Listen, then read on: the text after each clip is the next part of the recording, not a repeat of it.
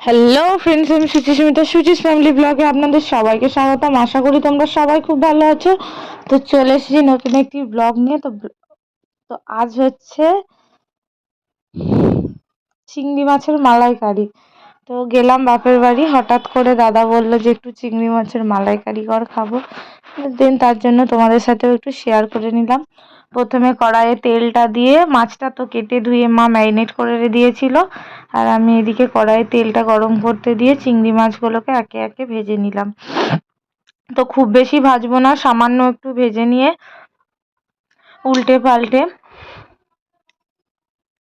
একটু লাল লাল হলেই, কেননা খুব বেশি ভাজলে চিংড়ি মাছটা একটু চিপটে চিপটে হয়ে যায়। তো তার জন্য আমি উল্টে পাল্টে নিয়ে প্রথমেই মাছগুলোকে বেশ সুন্দর করে ভেজে নিয়েছিলাম। তো আমার কাছে ছিল মোটামুটি ওই 750 গ্রাম মতন মাছ। তার জন্য চিংড়ি মাছটা ভেজে নিয়ে দুটো দারচিনি, 4টে মতন লবঙ্গ আর 5-6টা মতন এলাচ দিয়েছিলাম ফোড়নে। তেল গরম মানে যেটা মাছ ভাজা হয়েছিল মাছের তেলটাতেই দিয়ে, আর একটা তেজপাতা দিলাম ফোড়নের জন্য। তো একটু নাড়াচাড়া করে তার মধ্যে প্রথমেই দেব তোমার একটু সুন্দর করে বেশ লাল, একটু ফোড়নটা গরম হয়ে গেলেই প্রথমে পেঁয়াজ রসুনটা বাটা আছে, তো পেঁয়াজ রসুন বাটা আর আদা বাটা একসাথে ওটা মিক্সিতে গ্রেট করে রেখে দিয়েছিলাম। ওটা গ্রেভির জন্য মোটামুটি ওই 4-5 চামচ মতন আমি দিয়ে দিয়েছি। আমার ছিল দুটো বড় সাইজের পেঁয়াজ, একটু আদা আর একটু রসুন। তো প্রথমে গ্রেভিটাকে একটু নাড়াচাড়া করে নেব, আর তার সাথে দিয়ে দেব টমেটো পেস্ট। তো টমেটোটাকে দিয়ে আমি মানে 3টে পেস্ট একসাথে দিয়ে একটু নাড়াচাড়া করে ভালো করে ভেজে নিয়ে, যতক্ষণ না মশলা দিয়ে তেল ছাড়ছে ততক্ষণ আমি সুন্দরভাবে নাড়াচাড়া করতে থাকবো। আর ওদিকে মৌরি আর সর্ষে আমি বেটে রেখে দিয়েছি। নারকেলের দুধ লাগবে, যেটা আর বাকি যা ইনগ্রিডিয়েন্টসগুলো লাগবে, তো সমস্ত কিছুই আমি রেডি করে রেখে দিয়েছি সাথে সাথে। তো তোমরা দেখো কিভাবে আমি রান্নাটা করি, যদি ভালো লাগে তোমরাও একটু ট্রাই করে দেখতে পারো। আর এবার এই দেখো মোটামুটি মশলাটা রেডি হয়ে গেছে।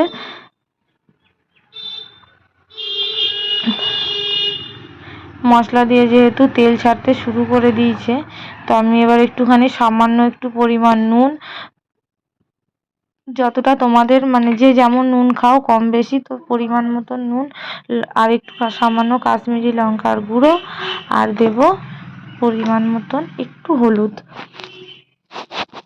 তো দিয়ে আমি আবার একটু নাড়াচাড়া করতে থাকবো।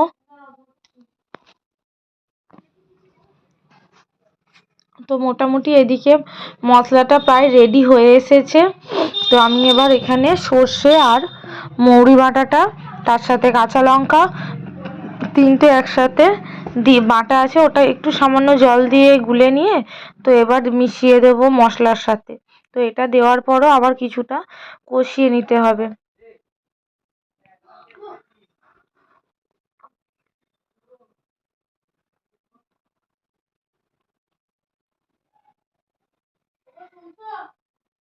তো তোমরা দেখো আমরা ভালো করে কষিয়ে নিচ্ছি। তো যাই হোক, মশলাটা এদিকে এটাও মোটামুটি কষানো হয়ে গেছে।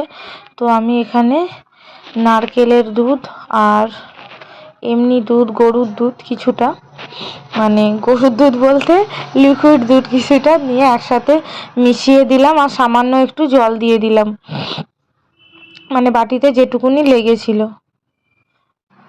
তো আমি একে একে সমস্ত কিছু মিশিয়ে নিলাম, আর এবার দেব কয়েকটা চেরা কাঁচা লঙ্কা, তাতে একটু ফ্লেভার মানে স্বাদটা ভালো আসার জন্য। তো আমার আর নামানোর আগে সামান্য একটু গরম মশলা আর ঘি দিয়ে নেব। তো এখান থেকে যতক্ষণ মশলা থেকে তেল ছাড়বে ততক্ষণ আমি একটু কষিয়ে নিয়ে মাছগুলো মিশিয়ে 2-5 মিনিট ঢাকা চাপা দিয়ে করলেই হয়ে যাবে চিংড়ি মাছের মালাইকারি। তো রেসিপিটা ভালো লাগলে সবাই লাইক করে দেবে, শেয়ার সাবস্ক্রাইব করবে, আর হ্যাঁ তোমরা সবাই কিন্তু ট্রাই করে দেখবে। তো যাই হোক, ভিডিওটা এই পর্যন্তই, মানে আমার রান্নাটা কমপ্লিট হয়ে গেছে যেহেতু, তো তাই আর কোনো ইয়ে নেই। তো তার জন্য সবাই ভালো থাকবেন, সুস্থ থাকবেন। Tata bye bye. দেখা হচ্ছে নেক্সট কোনো ভিডিওয় বা নেক্সট কোনো রেসিপি নিয়ে বা ব্লগ নিয়ে। যাই হোক, তোমাদের সাথে আবার নেক্সট টাইম দেখা হচ্ছে। তো সবাই ভালো থাকবেন, সুস্থ থাকবেন। Tata bye bye. আর অবশ্যই রান্নাটা ট্রাই করে দেখবেন, আমার তো ভালো